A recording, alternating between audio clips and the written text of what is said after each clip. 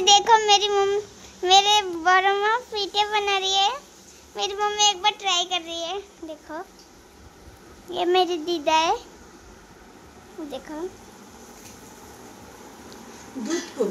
दूध दे। ये देखो तेल पीठा, तेल का पीठा इधर बन रहा है।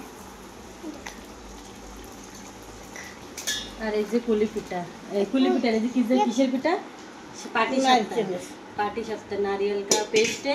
हाँ। और अभी घोल बनेगा। हाँ दे दे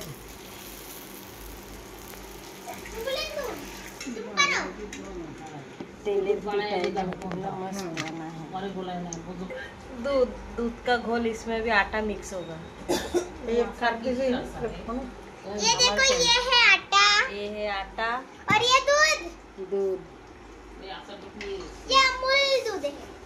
सबको पता है अमूल दूध ही रहता है, पागल। और ये है मेरी नानी।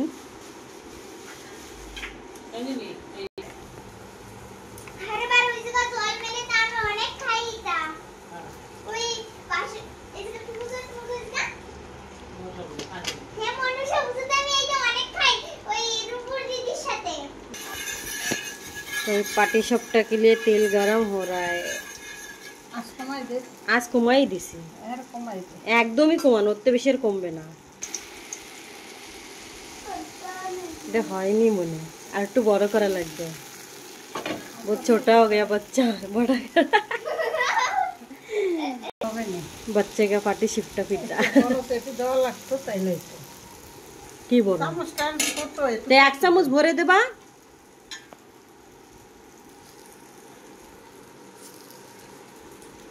ना दिदा किसे के